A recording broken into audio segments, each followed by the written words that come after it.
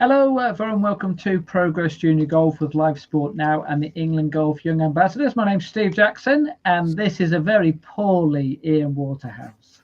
Hello, Steve. Hello, everybody. I don't want any sympathy at all. You're not going to get any, don't worry about that. I am suffering from a severe case of man flu, very severe. I don't feel very well, but I just wanted to see you and everybody tuning in because Steve, we finally took a bit longer than we thought, but we eventually got to episode 50. Absolutely, yeah. I know it's a different sport. Well, we are 50 not out. Yeah, absolutely. We have to raise our bat and all that kind of thing, you know, to the thousands watching out there. But yes, we've got to 50. Raise our putters to the sky. That's it. Yes, yeah. 50 on the front nine. That's probably about right for me, actually. Yeah, actually, isn't it? In cricket, 50 is you just point the bat forward, and it's 100 when it goes up, isn't it? Is that right? I think so. I'm not sure. Okay, we're talking cricket here. This is a golf podcast, by the way, for anyone who is interested. Right, now this podcast. The thing is, though, Steve, it's too cold to play golf at the minute. You say that then, but I've been organising some events during the winter in a local county, and we've got an event coming up on Sunday, and it's sold out. We've got 52 juniors playing in it. So the kids out there, they want to play golf, and they don't care what kind of weather it is. So let's ask everybody that question, shall we? It's the 18th of January today. How many rounds of golf have you played? Comment below. There's a live chat where that QR code is just above Steve's head there. Scan that, it'll take you through to the live chat. Or if you're watching on Facebook or Twitter or LinkedIn, wherever, just comment below how many rounds of golf have you played, and tell us where you play at as well. Just so we can find out, because I haven't played any golf this year. So I'm sorry. No, well, look, I've got to be perfect. Neither have I, kind of thing. But that's more down to the weather, with obviously a lot of rain around. You know, and actually, I did have another event organised earlier in the year, which was cancelled because of the rain. So you know, golf courses have been suffering a little bit over the last few weeks or so. But fingers crossed, everything should be okay. Hopefully, on Sunday for my latest junior event. Right now, as we mentioned, there are 50 podcasts we've had. This podcast is all about junior golf. It's about the next generation of golf. It's about getting more boys and girls playing the game of golf. Now, in general, you know, we've covered lots of different subjects in this podcast over the last 2 years. This year, or should I say last year rather, we did 23 podcasts then. The first one was a review of 2022. This one will be a review of 2023. But just looking back at those podcasts we did, 22 different subjects we covered. How many different guests did we have on, Ian? How are we going to guess? Whether it's pre-recorded interviews or live guests? How many different guests? Guests? Okay, 23 shows. So we had at least one show per guest. So we start at the base of 23. That's not my answer, by the way. I would say, but we had a lot of guests on video, pre-recorded videos, didn't we? 23. I would say over the course of the year, we averaged just over 4 guests per show. So I'm going to say 100. And anyone who's a regular on this podcast knows that Ian is horrendous at guessing when I give him these questions. And once again, he lives up to his tag there. We've had 39 guests on, Ian. 39? Is that it? Yes. Oh, I thought it was a lot more than that. But we had a lot of repeat. We had some repeat guests as well, didn't we? Actually, we did. Yes, true. But we had some big names. And we had Ryder Cup players. We had Tour professionals. We had Solheim Cup players. Solheim Cup captains. We've had major winners. We've had club professionals. We've had junior organisers, club secretaries, England golf representatives.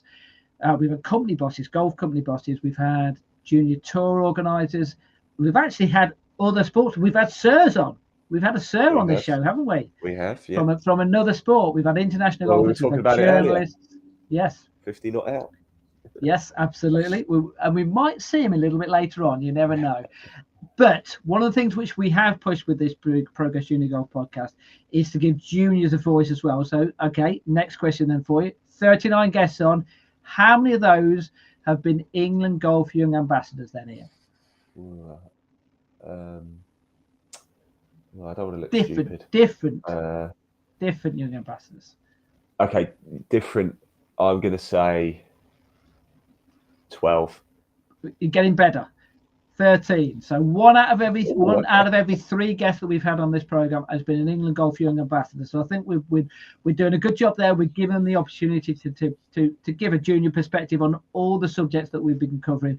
And throughout this show, we're going to look at those subjects. And also, as the start of the podcast said, we're going to be looking ahead as well to 2024 as well, and about what we might be covering in the podcast to come over the next 12 months or so. Right.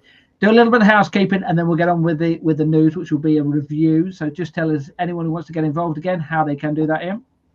Yes, absolutely. As ever, Steve, this is an interactive show. We are live right now, so we can see your comments if you do want to get in touch with us.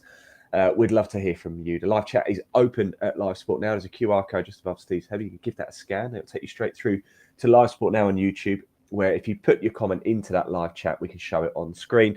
There is a link in the body of this broadcast, wherever you're watching it as well. It can take you straight through again to Live Sport Now's YouTube channel. Whilst you're there, just hit that little subscribe button as well.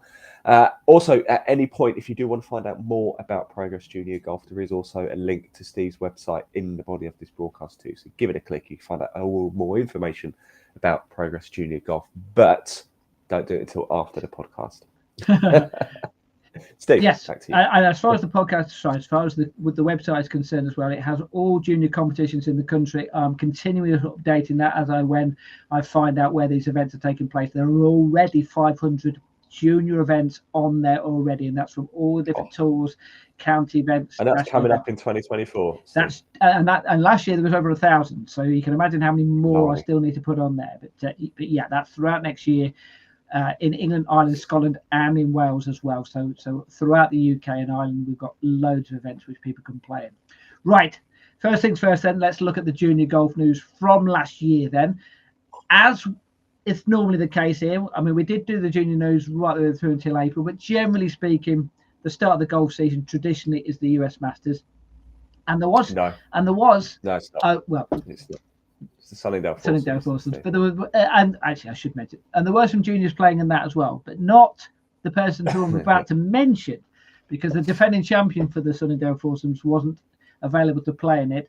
But Lottie Woad did play at Augusta. She played in the Augusta National Women's Amateur Championship, which is a prelude to the US Masters. It gives the opportunity for players that I think they have 2 rounds on another course, and then if you make the cut, you then go and play at Augusta. And Lottie went on to finish 13th, was the best of the British players. Kaylee McGinty, Charlotte Heath were the only other ones who made it through to play at Augusta. So well done to her. US amateur, obviously the British and the US amateur champion both play in the US Masters as well. And last year's winner, or previous year's winner of the British Amateur Championship, was Aldrich Potgieter, I think he is South African, and he was a junior golfer when he won the championship. He played at the US Masters, missed the cut, but obviously what a great experience for him. Now, so moving on to competitions which did take place then during the season, then lots of them around the country, and I can't really mention all of them, but we'll go through a few of them. Scottish Boys Championship took place at London. That was won by Sean Keeling from Ireland. Scottish Girls Championship, that took place at Long Nidri. Olivia Costello won that by 4 shots. So a double Irish victory there. 2 Irish players coming over and winning in Scotland. So well done to them. Staying in Scotland, though, this was a Scottish home winner and a very good player as well. One which we think, we've mentioned him on quite a lot of occasions throughout the entire year. We think this lad's got some real potential and could go on to become, Scottish golf past, with Bob McIntyre playing the Ryder Cup, one who could follow in his footsteps. A lad, 16-year-old called Conor Graham. You might remember him. He won the Scottish Men's Open Championship, which took place at Meldred House, won by 4 shots. He played in the Walker Cup as well a little bit later on in the year. The Junior Golf World Cup, that took place in Japan. Japan won both the men's, or the boys, and the girls' titles.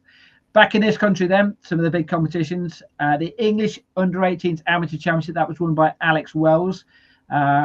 Shot 68, 68, 70, and 70, so 12 under par. The Irish Boys and Girls Amateur Championship took place. This is what we're talking about. All competitions quite early on in the year. These are boys was won by John Doyle, and the girls was won by Kareem O'Grady. Now, best finish to a tournament of the year. You might remember this took place. Well, this is my opinion. I think this is probably the best finish to the tournament of the year. English Boys Under 16 Championship, the McGregor Trophy, took place at Hunstanton Golf Club. Now, it was a playoff. The playoff was won on the second playoff hole. But you've got to get into a playoff, haven't you? Yes, I think I remember where this is going. Yeah, this was some. And to get into a playoff, you have to do something special. And when you're coming down the last hole and you need an eagle to get into a playoff, you need to do it from 144 yards out. That's what Cameron Mukherjee did. He holed out from 144 yards out for an eagle. Who did he beat in the playoff? He actually lost the playoff, but so what? Kind of thing. He lost the playoff. He lost the playoff. Oh, right, but to get in the playoff, he eagled the last hole, the 72nd hole, and he lost to Chris Kim. Now, Chris Kim had a fantastic year. I think the Golf Awards have got some awards coming up this year, and I think he's up for the performance of the year. We mentioned the performance of him winning the McGregor Trophy. Well, he won one of the big competitions as well. And we've got a photo of him, the winner of the Boys Amateur Championship, which took place at Ganton Golf Club. He won the boys once again a playoff. And if we're talking about best finishes of the year, then this is probably the worst finish. He, not necessarily from him, but the poor guy who's playing against, an American called Alex Papaiono. On the second extra hole, he had a 3-footer to beat Chris, missed it, and then missed the return putt as well. So that's my kind of golf. That is 3-putting from 3 foot out. But I think hang on. I've got the picture. I've got the picture here, Steve. Sorry, there we go. Look, there's Chris on the right. The girl on the left hand side is Helen Bream, who won the Girls Championship, which took place at Ganton Golf Club, and she became the first ever German to win that title. So well done to her, and well done to Chris as well, and good luck to him when they have the England Golf Awards. I'm sure he's going to be, probably one of the favourites to win that. Will you be there, Steve? Will you be at the awards? I'm waiting for that invite that you're still waiting for the Faldo Series Grand Final. I don't know. I'm still waiting for the England Golf invite as well, but it doesn't seem to be. I don't know. I don't know. The postal service in your area is terrible, isn't it? I'll tell you. Do you know what it is? Generally, it's because in Bracknell. It's because Fujitsu are in Bracknell. I'm not even making it up. It's true. It's a massive. Right, we're not going down that route. Please don't. Right, let's stay with golf. Right, okay. Question for you. Then I'm going to give you 3 options here. Who you think this one? The Family Award. Right, 3 stories here. You have to pick the best family. Okay. Right. No, not the Mukherjees. They're not one of the 3. So one of them. Right, the Weavers. Friend of the podcast. I'm biased towards Weavers. I like those guys a lot. Okay, fair enough. Right, England golf then. England international Tyler Weaver. He won the English Boys Amateur Championship wire to wire. First round leader, went all the way through to the 4th round and won it. Scores of 68, 68, 69, and 67. So 16 under par. That was at Moore Park. Won by 5 shots. Then a few days later, his older brother Max won the Welsh Men's Amateur Closed Championship at Newport. Won the final 2-1 against Tommy Bowen. So that's option 1. Okay. The Weavers. Option 1. Okay. Right. The Richardsons then. Option 2. The Welsh Golf Junior Championship took place at Cardiff Golf Club. The winner of the Under-16s Championship was Thomas Richardson. The winner of the Under-14s Championship was Fionn Richardson. So Thomas and Fionn Richardson became the first ever brother and sister to win both the tournaments on the same day. So that's the Richardsons. Yeah, that's pretty impressive. Right. Finally, then the Peafords. Oh yeah. So the Peafords then. This might take some beating. Annabelle, absolutely. Annabelle and Emily. So this all surrounds the Women's Championship, which took place, the Women's Champion Club event, at St Ives Golf Club in Huntingdon. Then the course record was broken 3 times in the space of 2 days. On the first day, Annabelle Peaford, who's 14 years of age, by the way, she shot a 70 to set the course record. The following day, it was broken by Ganton's Amy Stavely, shot 3 under par 69, and she held the course record for a grand total of 2 hours before Emily Peaford, who's the twin sister of Annabelle, broke the course record with a 5 under par 67. You said it was a good story, didn't you, Ian? So the Peafords then, what a fantastic time they had in that event. But Emily also broke a course record again later on the same week at Northants Golf Club, and she shot 9 under par to set a course record. So there we go. Yeah, I think, I mean, look. Is it the Weavers, is it the Richardsons, or is it the Peafords, Ian? I've got a bit of bias towards the Weavers because I think it was Tyler won the English under-18s at Woodall, not 20 in 22, I think, and I was there for that. But the way the Peafords, I think, you know, to beat course records at their age as well. Also, Northants Golf Club is just up the road from it. It's a track I know very well. I've filmed there a few times with Clutch Pro Tour and stuff, and I think the Peafords are going to just edge this one. Just edge this one. We'll give that one. Unofficial vote, we'll give it to them there. Well, tell us what you think, everybody tuning in. What was the better story? Which hey, look, at the end of the day, all three of them fantastic families, and they've all had a great year. So well done to all three. Yeah. Right. So a few other stories over the last year. Home internationals was won by England won the home internationals rather. The boys and girls combined, but the boys actually was won by Ireland, which is the first time they won that, I think, for a decade. So that took place at Lindrick. Other team events, and this might get mentioned as well when we go through the podcast which we've done, because the Junior Solheim Cup took place this year. And Europe won that, back-to-back wins. So they won it the previous time, the first time in history. Then they won it 2 times on the trot. They beat the USA in Spain 15-9. And the Junior Ryder Cup, and we're going to have the captain on the show a little bit later on because we did speak to him this year. Stephen Galley was the captain, and Europe won that 8.5, 3.5. And bearing in mind that the USA had won the last 6 matches, so that's some win. Really came down to the second day where they won the second day 6-0 and then carried it through on the final day to win in the singles. So well done to and obviously we won the Ryder Cup, we held on to the Solheim Cup, we won the Junior Solheim Cup, and we won the Junior Ryder Cup. So I think you have to say it wasn't a bad year for Europe as far as team golf was concerned. Well, that sounds like PGA Tour's collapsing to me. And that might have got mentioned in 1 or 2 of the podcasts this year as well. Right. Just a couple of mentions then. The Fowler Series Grand Final, which we mentioned earlier. Another friend of the podcast, Ben Bolton, won that over in the UAE. Really great performance as well. 65, 70, 66. He won by 7 shots. The boys under 18 championship, another English winner there. Teddy Hall won in a playoff there. Right. Finally, though, best performance of the year. The Irish Junior Open Tour. Do you remember, Ian? Right. The under 11s championship then. What was the winning score from Pippa Cuff from St. Anne's National School? Right. So I'll give you a bit of a clue. It was a 69 was the par for the course. So what do you think she shot? Over how many rounds? 1 round, just the 1 round. Oh, I'm sure. I want to say something really silly. We are talking here. This is the best performance of the year. So because I remember you asking me this. I remember you asking me this earlier in the year, and back into 2023, and I said something like, "It was past 69, 11 years old, from the tees she was playing for age." I think I said something like 66 or something, but wasn't it like? But it wasn't that, was it? It was. No, it wasn't that. No. Wasn't it something silly like 55 or something? It's something silly like that. 55. You're right. Yeah, it was 42 under par. Net 27. I wanted to say something in the 4s, but I didn't want to look stupid. Yeah, but it was 42 under par. Yeah. Net 27 on a par 69 golf course. So, even now, I'm amazed when I read that story and I was going back over the stories we covered in the year. So by a distance, that wins the performance. How that didn't make national news is beyond me. I have no idea. No, but that's good old Michael Gallagher who runs the Champion of Champions event.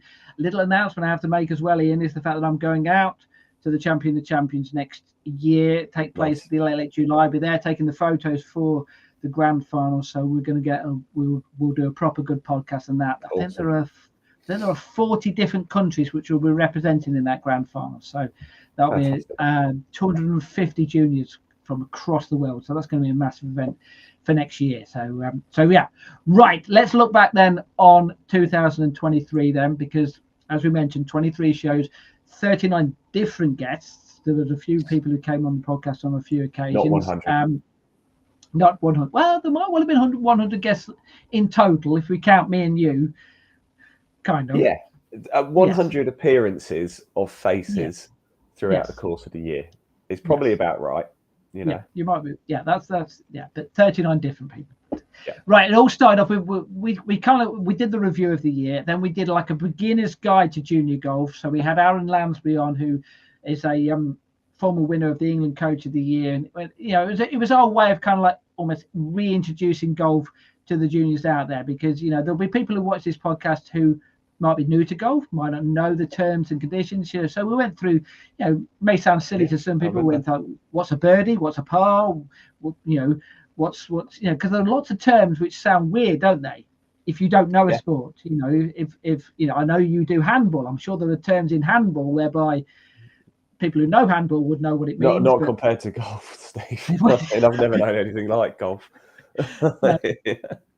No, yeah, I mean, you know, a bogey to most people is something completely different from what it is in golf, isn't it? I've got a lot of those at the minute with my man flu. Absolutely, yeah. So we covered that. Now, next podcast, which we did, and actually we're going to be doing it again this year. We did one with Charlie Hull. There was 3 golfers who had the opportunity to have a round of golf with Charlie Hull at Woburn Golf Club.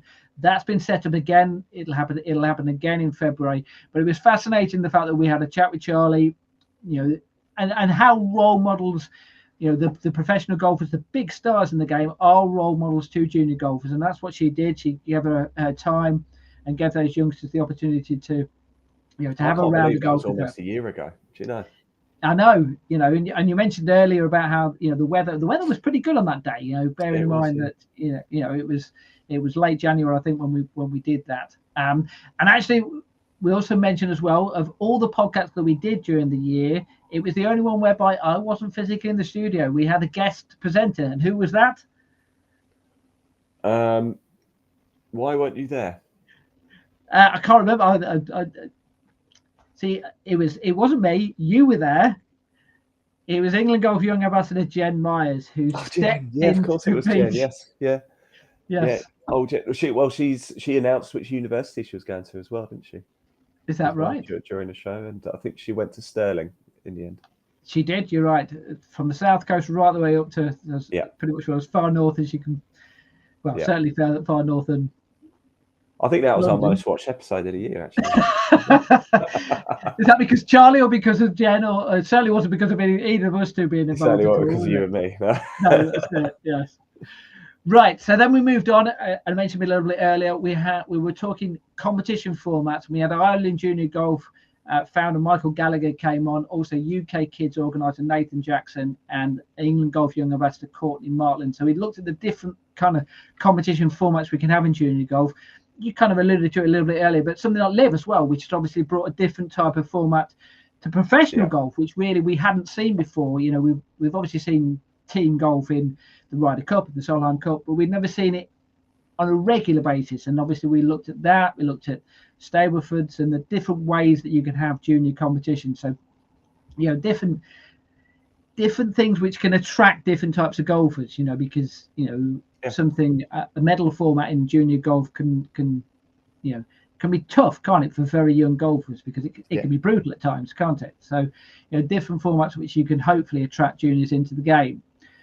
Now, the next podcast, which took place in mid-March, where junior voices on committees, it's one whereby, you know, we're quite proud of the fact that we've had England golfers on this podcast. We give them a voice. Well, we gave 3 of them a voice on that show, because we had England Golf Young Ambassadors Tom Ford, Zara Watnabe, and Emily Horsted, who Emily is the Young Volunteer of the Year award. She won it a few weeks before that. So it was our opportunity to basically almost like go, right, this is your platform. You go and talk about what you want to talk about, and hopefully there were clubs out there who watched that and went, actually, we need to get more juniors involved in our clubs and get them involved in committees. It was a really valuable episode, that, wasn't it?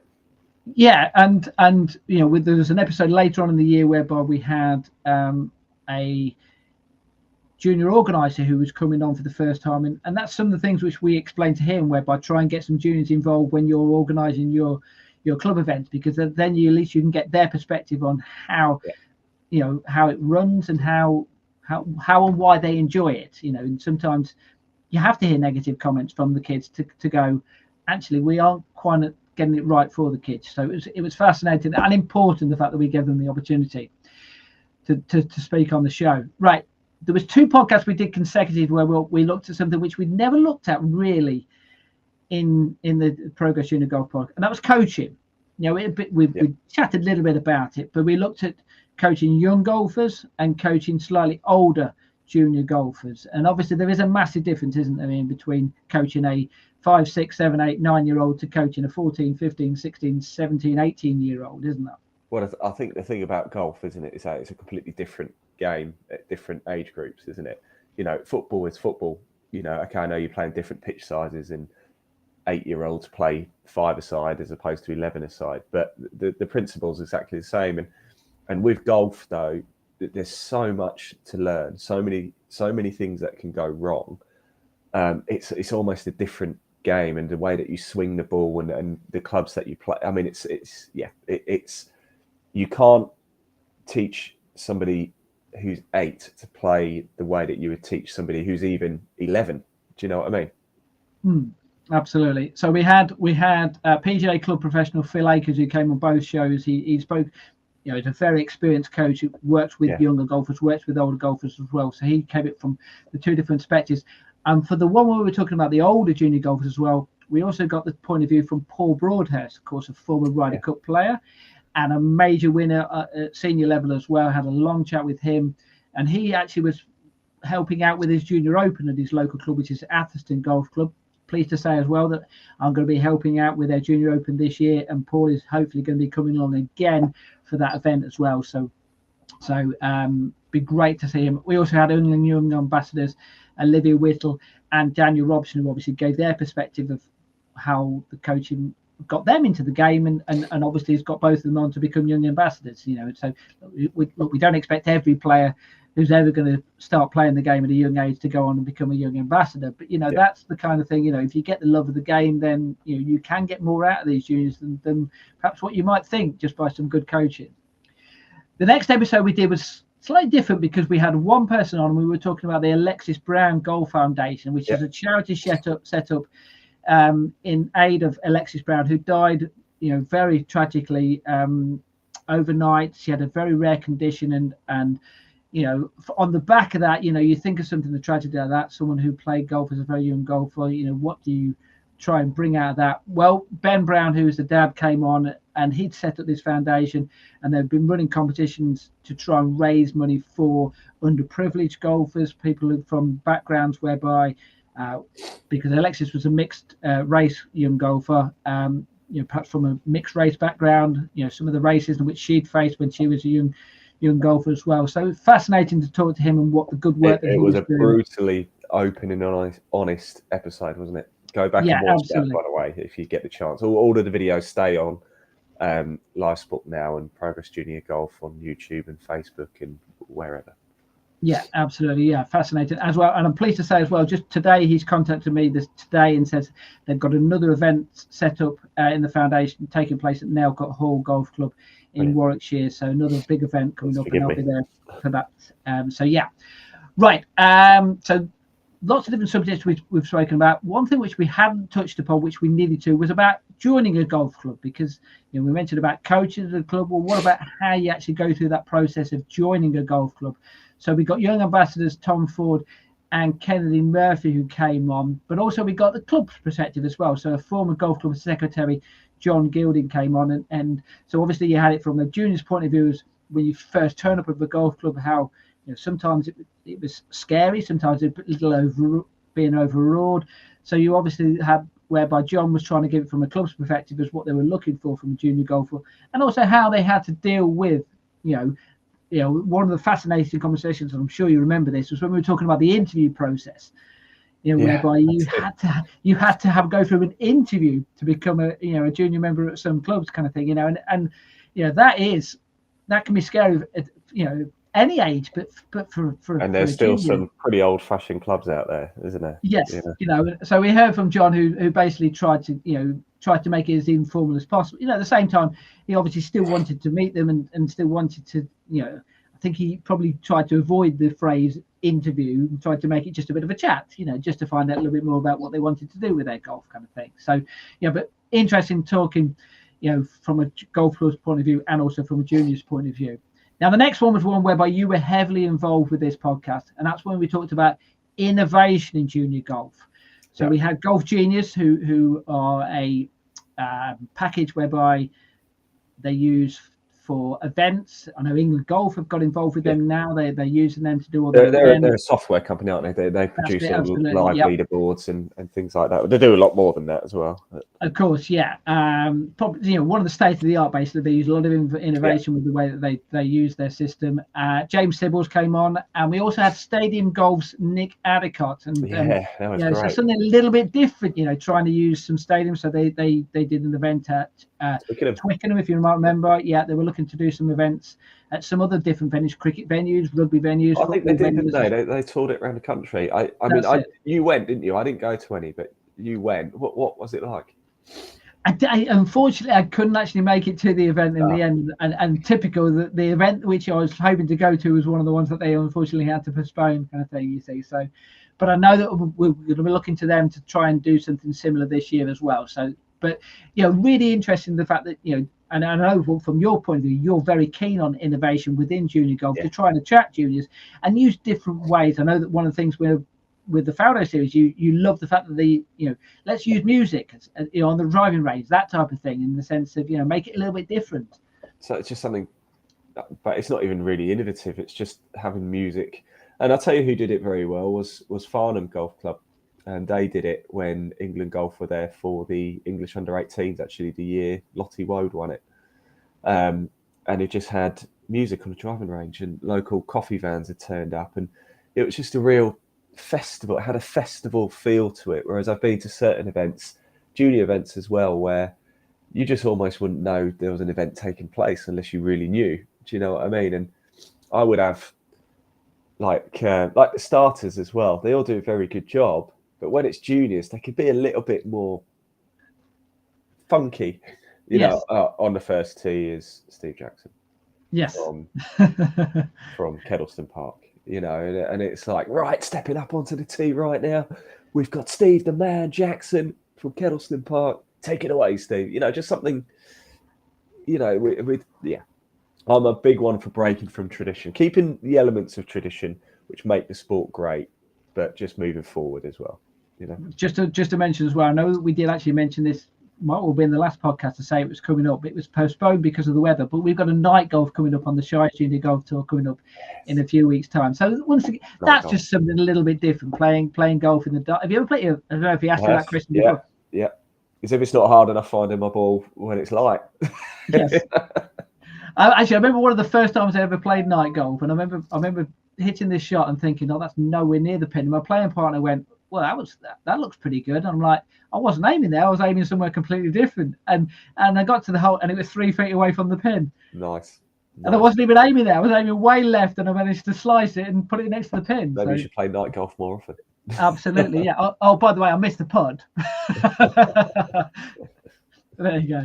Right. So obviously, innovation was one of the podcasts which we looked at. The next one was we do touch upon subjects which are a little bit more serious on occasions, and we talked about dealing with success and failure within junior golf, and that is something which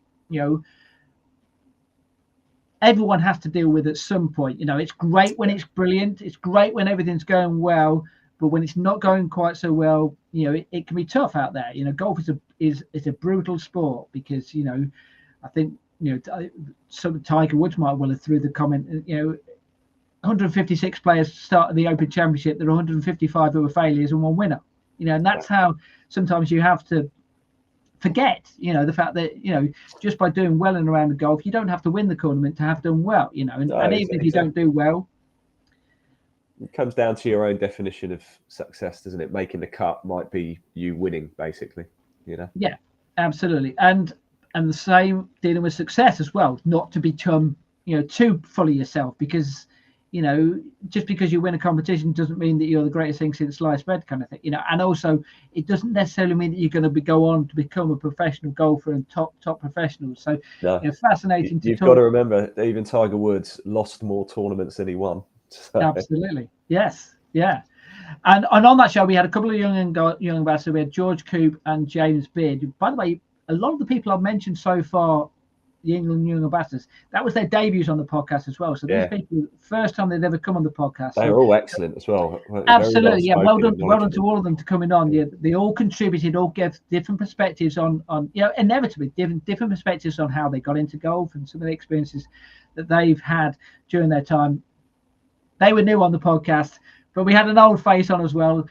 Aaron Cox came on the podcast, so Aaron gave his perspective on success and failure, and obviously from a golfer's perspective, golf professional's point of view, is that something whereby he has to coach those players who might be bit down on themselves, and how he kind of like had to pep them up, and try and get them to try and still love the game, even if the results might not be going as well as they would expect.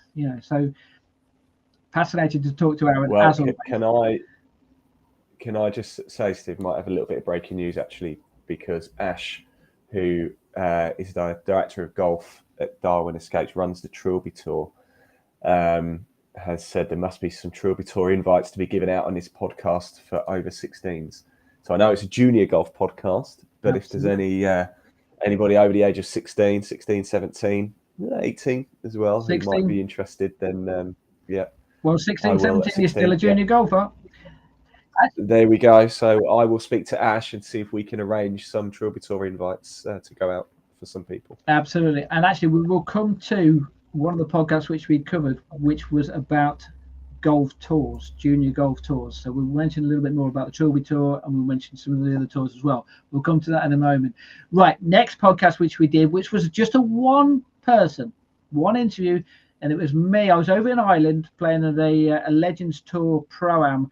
My playing partner at the time on that day was European Tour winner and Legends Tour professional Jonathan Lomas, and it was just fascinating afterwards to take, if I'm being honest, I just wanted to take him aside and just have a little bit of 5-10 minute conversation with him.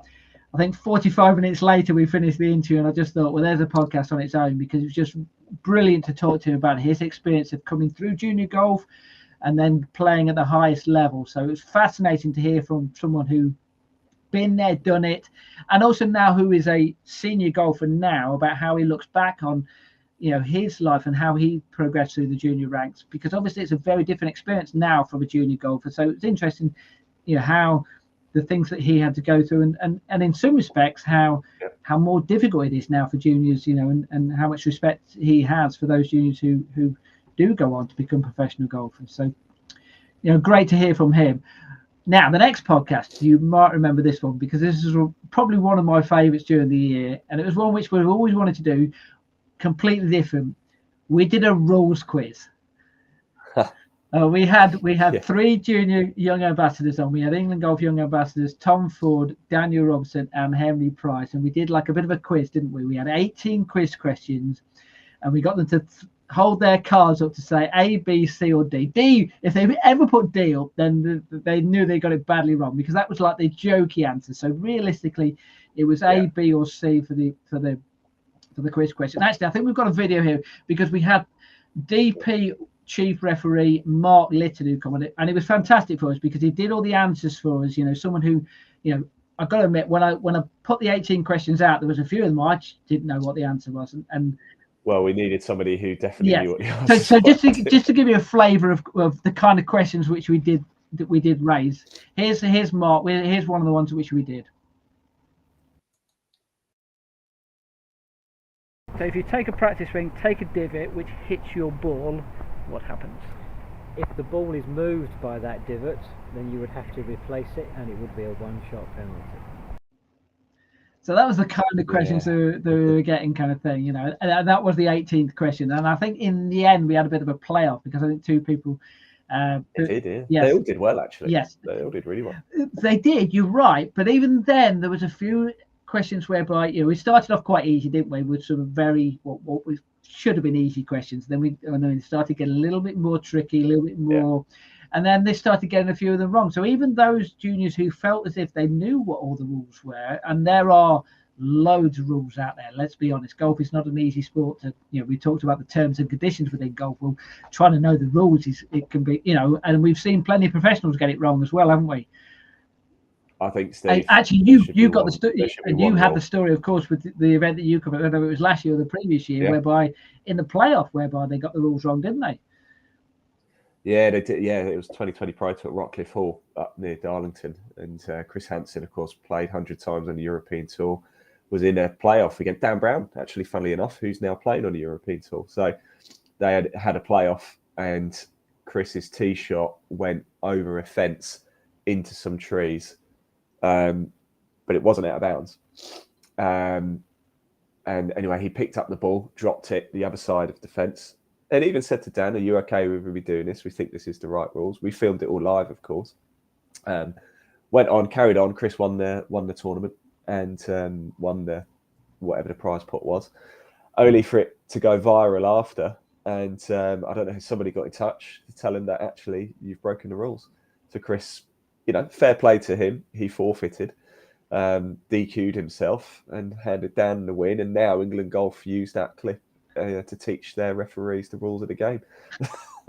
We ought to use that actually when we do some of the junior stuff as well, because it kind of that illustrates, doesn't it, that even you shouldn't be embarrassed if you do get the rules wrong, and that can for a junior golfer that could be intimidating, can't it? If you feel as if you've got the rules wrong, and and in that instance, what about if you get disqualified or or you get penalised a couple of strokes? It can be embarrassing, can't it? Well, that's a perfect example whereby even the best players can make errors on occasions. Yeah, it's almost too easy to get yourself disqualified these days, isn't it? There's too many rules, Steve. Play it as it lies, unless it's out of bounds. Play it where it lies. Yeah, that's my kind of golf. Right. Yeah, zigzagging.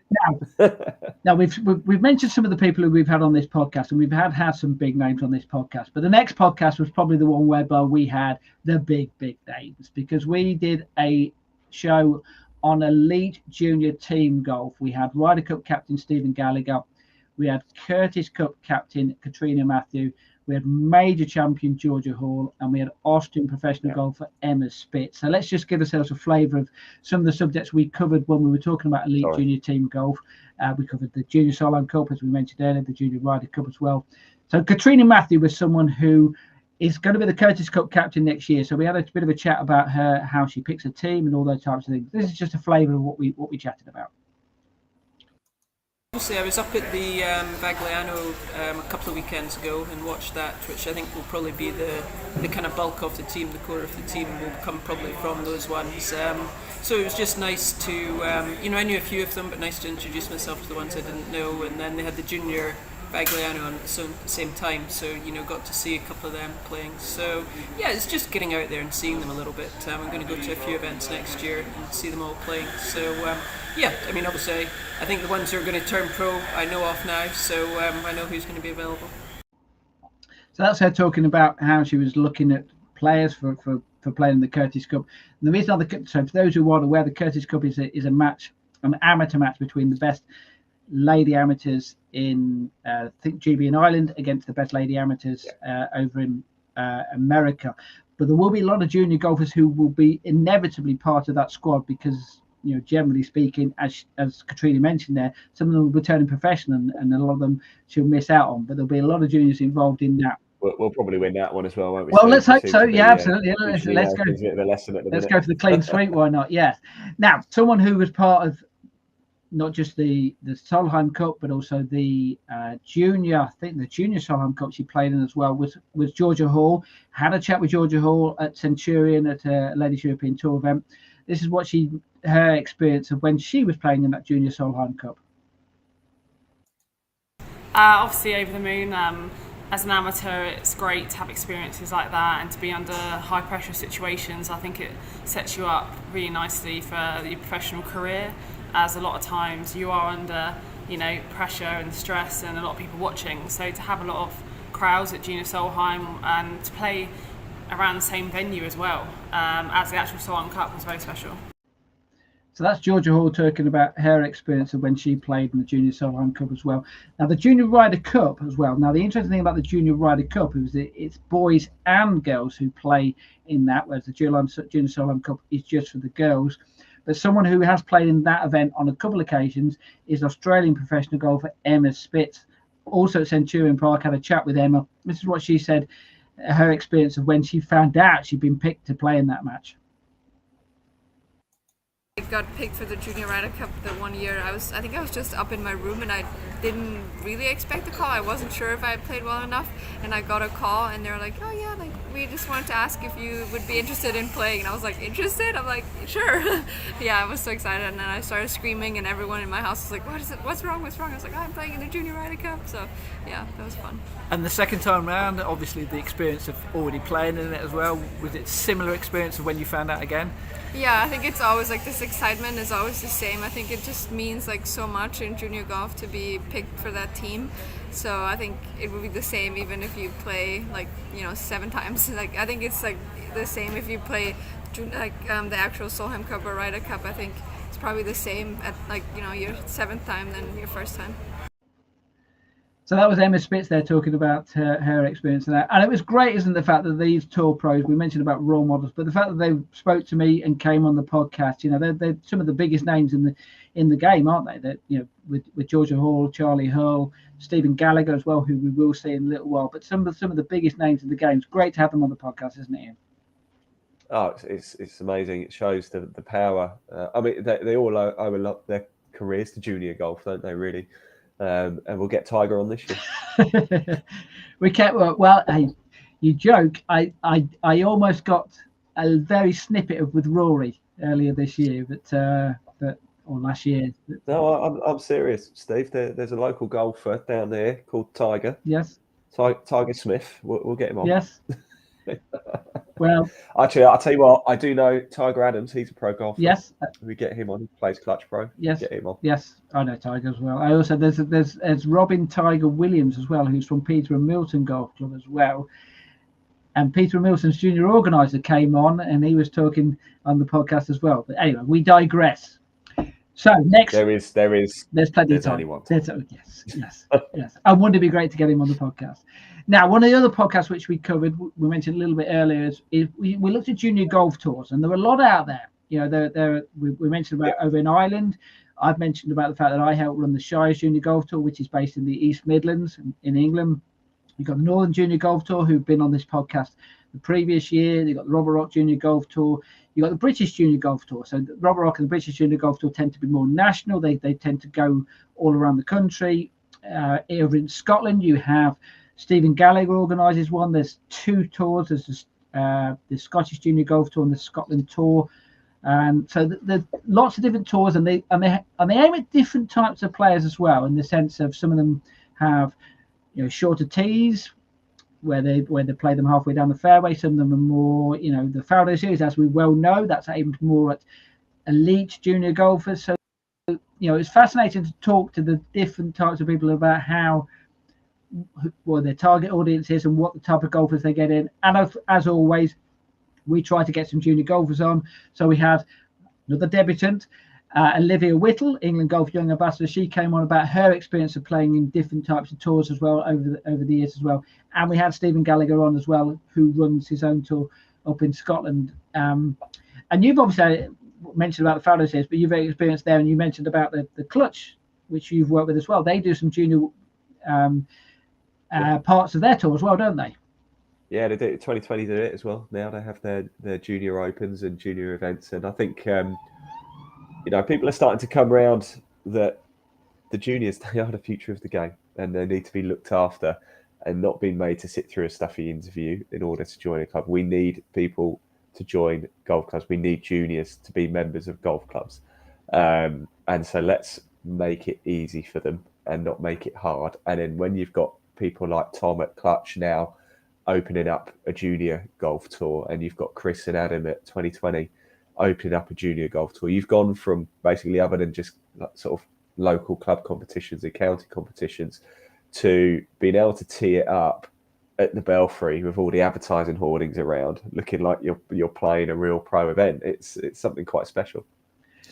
Right. Now, one of the other subjects which we looked at, a fascinating one, I found this really interesting, was looking at golf, junior golf, and other sports, because I enjoyed this one. Yeah, so we looked at it so we had Emma Spitz on, who we mentioned earlier, Tour Pro. She did a lot of skiing when she was young, obviously living in Austria, you can imagine, obviously with the slopes there. But we also talked to a sir. It was the first sir that we ever had on this Progress Junior Golf podcast, or at least certainly last year anyway. We have had yourself on, of course. We'll keep that quiet for the time being. We've had Sir Nick Fowler on, to be fair. So we have had a couple of sirs on in the past. But we had someone who was from a different sport. We had England cricket captain Sir Andrew Strauss on, and this was his take on golf and cricket and how he dealt with it as a youngster when he was growing up. Research says that early specialisation doesn't particularly help you. So playing other sports, also having a break from your main sport, and just to refresh yourself mentally is important. And yeah, I mean, I played a lot of rugby and cricket in particular, and a bit of golf. So all of those, I think, helped me in some way with my main profession. And yeah, as much as anything, just you want to stop people burning out. I think that's the key. Like early, when you're in your teens, if you're just playing one sport, I think you can fall out of love with it. And if you fall out of love with it, then you don't want to do the practice and everything. So I think that stuff is more important than anything. And that obviously was Sir Andrew Strauss as well, talking at the Sunnydale Foursomes when we were down there earlier in the year. So we held on to that clip for the podcast a little bit later on. If you're wondering why it looks so miserable outside, if you remember, the following day it snowed, didn't it? It was called off for it. We got one day of play, and then it was unfortunately cancelled. To be fair, we picked the right day then to go down there. We picked the only day of play, so yeah. Yes.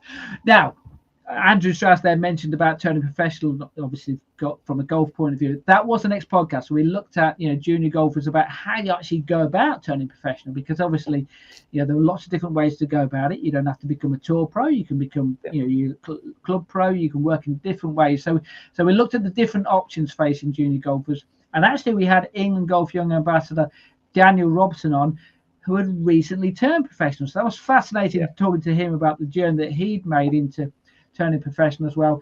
And we had Ryder Cup golfer, and we keep on mentioning, let's hear from him, because Stephen Gallagher as well, we had a chat with him at the Belfry when he was playing in the British Masters at the Belfry. This is what he had to say about his journey into professional golf. Lucky, golf was in my family, so I played since a young kid, but I think some other people, it's just having the opportunity to try it, maybe through a school. That's what I'm trying to organise. But I grew up as a member of Bathgate Golf Club as a young kid, and still played football, still played other sort of sports, and then decided when I was about 12, 13 that I wanted to take it more seriously, quit the football, just got right into the golf, got a bit better, got into the boys junior team at the golf club, and then started to do a little bit of county coaching, and then played for the county, and then got a bit of national coaching, and playing boys opens and stuff like that in between, so playing competitively a lot, and then got picked for the national coaching, going to the national team, then going to the men's team, then going to the Great Britain Ireland team and Walker Cup team, and then it was time to sort of turn pro. So I think the key is to play competitive. I think county golf's massive.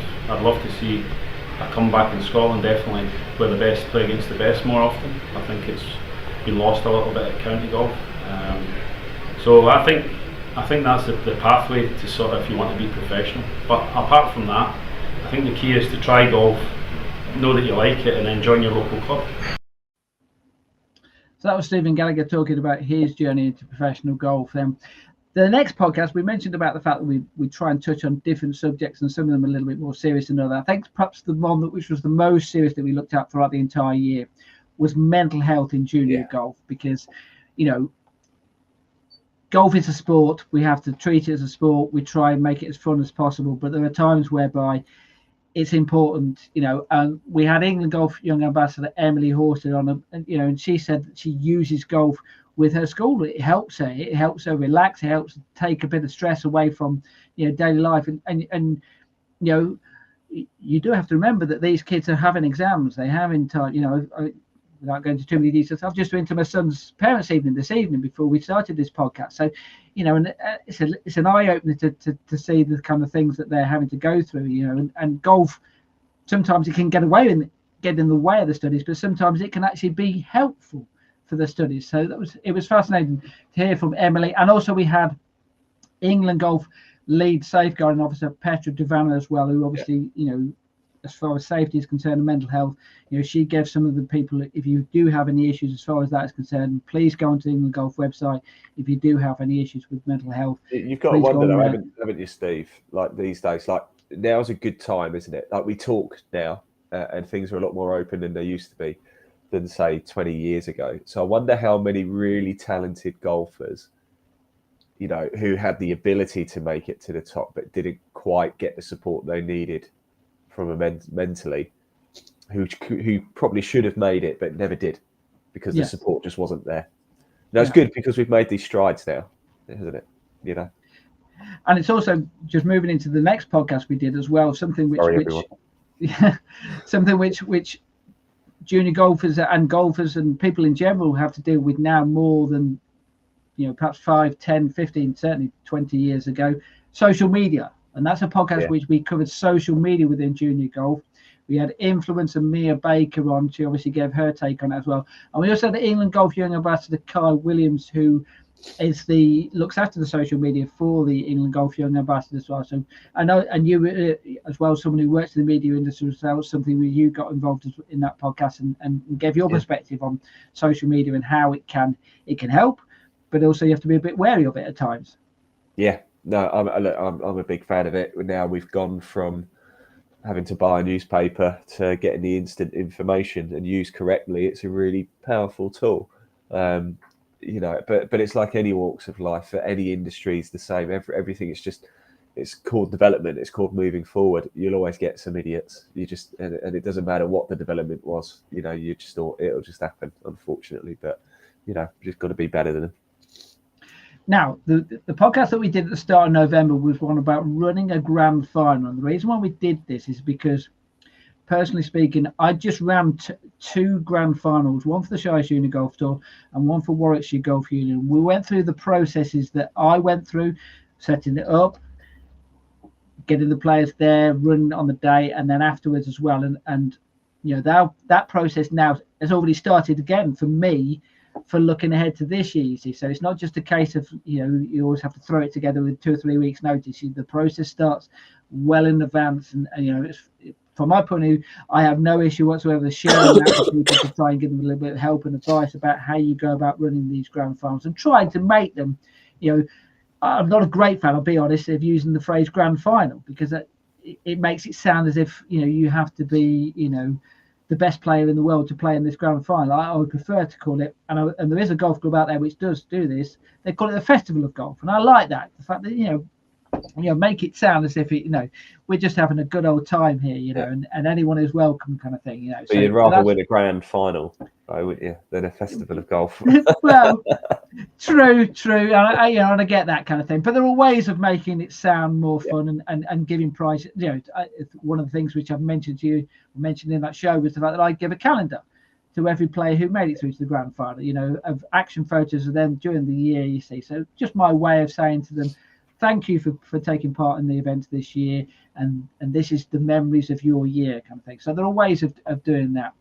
Next podcast which we did, and only 3 more to go in the year that we did, we talked about schools golf, and really we hadn't touched upon this too often throughout the podcast. So we had Unleash Your Drive manager Andy Leon and England Golf Young Ambassador Daniel Robson came on and talked about how when he played golf at schools and what they're trying to do with schools golf as well. Nick Doherty, who's Sky Sports commentator, I know that he is very, very keen on getting more golf into schools. So, so good luck to him and well done to him for pushing that. The last one, or the next one we did, was International Junior Golf. I got invited out, very fortunate to go out to the Faldo Series Grand Final that took place in the UAE. So I used that as an opportunity to talk to golfers and some people who are representing golf in different countries. So we had we chatted about the UAE, obviously the host country, South Africa, Sweden, and Kenya as well, which was a country which you wouldn't necessarily associate with golf and junior golf in particular. So it's fascinating to hear different points of view about how they look at golf and how they try and promote the game of golf across the world. And then the last one that we did last year was talking about junior organising, about being a junior organiser, and it was one of the most rewarding ones for myself, because I felt as if I was really giving someone advice and they were taking it on board, because we have Michael Lewis, who contacted the Progress Junior Golf podcast and said, I've just taken over as the junior organiser at my golf club, Townley Golf Club. I'd like some advice on what to do. So we just thought, let's get him on. Let's pile him full of people. Junior organiser Charles Gunn came on. We had England Golf Young Ambassador Chloe Saunders as well, give the junior perspective. You also give your point of view as well. But it was great to obviously pass that information on. I'm pleased to say that Michael and Charles have been in touch with each other since then, and obviously trying to get it up and running at Townley Golf Club. So that was the podcast that we covered last year, and I think we covered a lot of different subjects. We did. It was a great year. Second year. Absolutely. So we're into year 3 now. So I can believe that, year 3. Okay. Any ideas about what we might be covering over the next 12 months? What haven't we covered, I suppose, is the question. Well, there's a lot coming up in 2024, actually, Steve. Tournaments galore. I've got a little announcement as well. We're going to be at Schools Golf in Scotland later in the year as well. We are potentially going to be doing quite a bit of filming up there as well. It ties in very nicely with a Trilby Tour event, actually. We've got the Trilby Tour event on the Monday, straight to Schools Golf the next day. So very much looking forward to that. I mean, there's endless things to talk about, isn't there? There really, really is. And because we're into year 3 now, it's probably some of the episodes from year 1 are a bit out of date now and probably need to be touched on again. I mean, yes. I know we did the rules one last year, sort of midway through the year or so, but that's almost changing so often, isn't it? And so there'll be a lot of new topics. There'll be a lot of exciting new guests. Like you said, we've got Charlie Holt coming up again soon as well. So I'm very much looking forward to that one. And if anybody has any suggestions, what needs to be tackled in junior golf? If you're a parent of a junior who plays golf and you don't feel like we've answered a burning question or something that needs seeing to in junior golf, let us know. Contact us in the live chat and tell us what we should be talking about. Just one of the subjects two subjects which we're definitely going to be covering. We're going to be covering England Golf's one of their new packages that they're putting together, which is called Get Into Golf Rookies. They've got a Girls Golf Rocks campaign, which has been going for a few years, and they're trying to develop that now. So it's not just girls, it's boys and girls who are doing a very similar thing. And also we're doing one on Junior Golf is Fun. I'm just going to do one about just, I mentioned the night golf there, just things which are just completely off the scale. Just do you know what it is, isn't it? Like all sport is fun, and golf is particular fun, isn't it? Yes. Well, you'll be I started out playing crazy golf. That's where I started out, and I suspect there's going to be a lot of people out there who started the same way. They started playing, on a par 3 little golf course somewhere. You're still waiting for your first hole in one, Steve, eh? I've had one on a golf simulator. I'm still claiming that. That is still my. There you can see the. I've got the flag to say I got a hole in one. Honestly, I did. Yeah. I don't know. It looks superimposed on the wall there. But we're going to be covering lots of different things over this next year or so. Charlie Hill will hopefully get some big names on as always, because inevitably I'm going to bump into some people over the years. But thanks for everyone who's been part of the Progress Junior Golf Plus podcast over 2023. Well done to everyone who did well during the last year. But we've got a lot more to come over the next 12 months and beyond. So please keep on watching. Have a good evening, and we will catch up with you very soon. Take care, everybody. We're going to go get some Lemsip. Probably wise. Bye-bye.